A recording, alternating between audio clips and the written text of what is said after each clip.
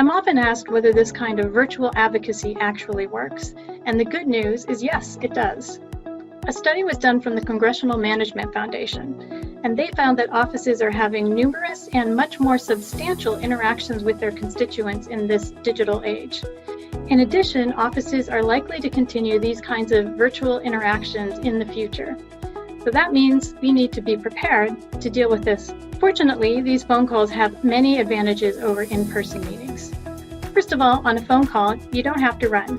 For those who've been to Washington, D.C., you know you might be asked to do what's called a walk and talk.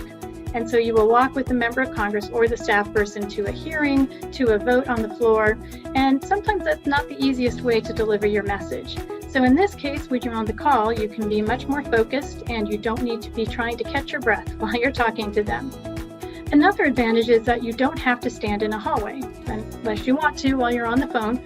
But as you know, if you've been here in DC, the offices are very small, and a lot of time different meetings will take place in the hallway. And that doesn't mean they don't like you, it just means they don't have space. But with a phone call, you don't have that problem anymore. And surprisingly, these kinds of phone calls give them more time to focus. When they're not running around as much, they are able to sit down and really pay attention to the kinds of issues that you're raising.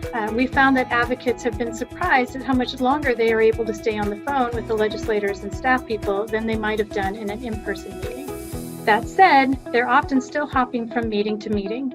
Even without all the bells, calling for votes, blaring TVs, and running through the halls, the members of Congress are still engaged in their day-to-day work.